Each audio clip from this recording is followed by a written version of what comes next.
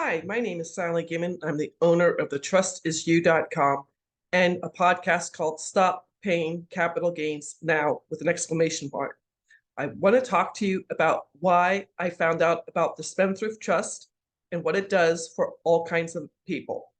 Now, a little bit of the history. This trust comes from England way back when King Henry VIII started the Church of England. He wanted to divorce his wives instead of chopping off their heads. He went to go tax the lords and ladies of London, and the lords and ladies went even further back in history to the Magna Carta. I'm dyslexic, so I don't give dates because I transpose numbers, so you can Google this if you like. This trust comes from England. It came over before the United States was its own country. Yes, we were under England. It is contract law. It is legal. It's patented. The trust I sell, it's patented, and it's in the IRS Tax Code 643B. The law firm I work on behalf of has a trust that's turning 350 years old this year, older than the United States and older than our tax laws. Most of you don't realize our tax laws only started during World War I to pay for the war, and we're supposed to go away. So this is older than that, than the tax codes, and it's been in front of the Supreme Court twice. Both times, the Supreme Court has favored in honor of the Spendthrift Trust. They can do business on its behalf and continue going. The only way this trust changes things is if Congress ever decides, hey, we don't want this trust to work anymore. They'll change the laws.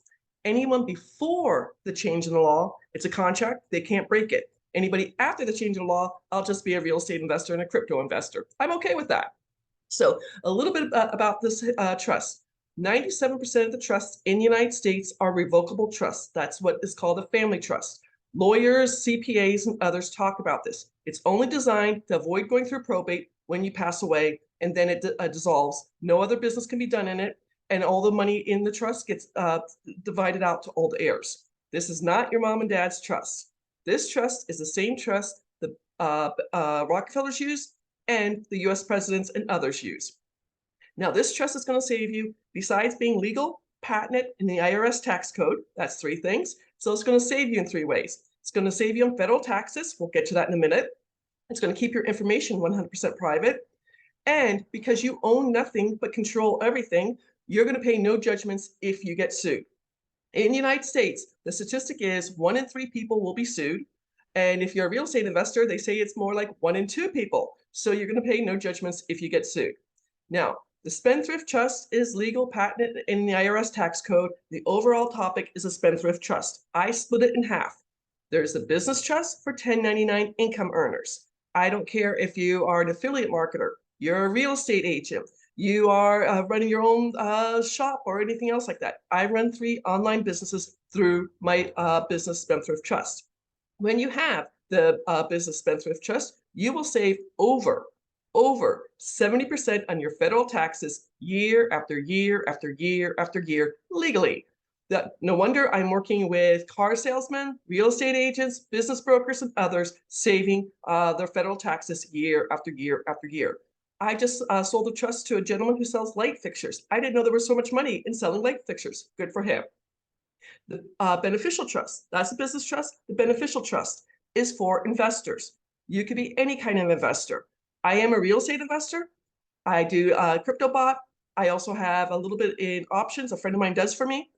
With the beneficial Spendthrift Trust, you're going to save capital gains, short-term and long-term capital gains. Short-term is a year or less, or a long-term, a year or more. When you're selling a business, any business, you're going to pay either 15% or 20% of the sale price. Who cares what if you took depreciation or not? The federal government says, hey, you're selling it for $3 million.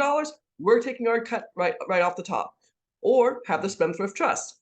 You're going to save interest income. If you're a passive investor, a forex investor, I do notes. If you are doing BRRRR strategy, you're going to save interest income. If you are in the stock market or doing day trading or stock options, you're going to save dividend income year after year after year. Rental income, if you're doing short-term Airbnbs or traveling nurses or long-term rentals. Yes, you can take depreciation, but you will still save, your information will be private, and you won't get sued. I can't stop you from being sued. I have to say this correctly. You won't pay any judgments if you get sued. And finally, but not least, royalties. If you are an author, an artist, a songwriter, a playwright, have mineral rights on your land, oil wells, or if you're in the NFT world, NFT real estate, NFT crypto, or NFT artwork, you're going to save royalty taxes every single year. I found out about this trust because in my real estate group, there is a gentleman, Garrett Gunderson. He wrote a book called What the Rockefellers Do. Had to change the title. It's now called What the Billionaires Do. I read the book before I joined my real estate group.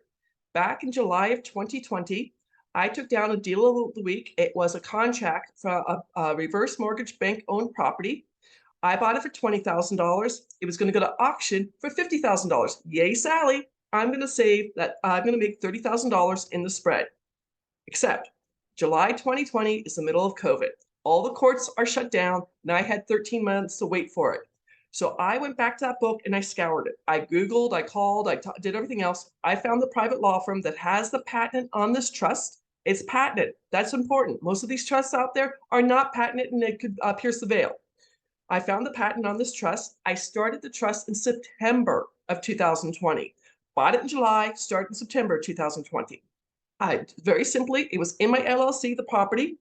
I did one bill of sale from the LLC to myself for $1, took it to the bank, got them to sign the bill of sale. Second bill of sale from me to the trust for $1. Got that notarized at the bank. I scanned it because I'm living in Phoenix. I send it to the attorney in Raleigh, North Carolina. Next day, the attorney in Raleigh, North Carolina sends me an email saying, I need the first page of your trust. Scan that, send it back to the attorney in Raleigh. My house, bought in July of 2020, did not go to auction until August 28th, 2021. It didn't go for $50,000. It went up to over $64,000. Yay, Sally! I made $44,000. That's important. But even more important, because it was in the trust, I saved $10,550 in capital gains on that first real estate deal. Trust me, I have done many more real estate deals, and I'm doing things in partnership with other real estate investors here in North Carolina. If you want to save 1099 income with business trusts, or if you want to save capital gains, interest income, dividend income, rental income, or royalties with the beneficial trust, or if you want both trusts, be my guest. You can have one trust or the other. Most of my clients have one or the other, but you can have both. Reach out to me. My name is Sally Gimmon. My website is thetrustisyou.com. The podcast is Stop Paying Capital Gains Now with an exclamation mark. Thank you for listening to me. I hope you have a wonderful week. Take care. Bye-bye.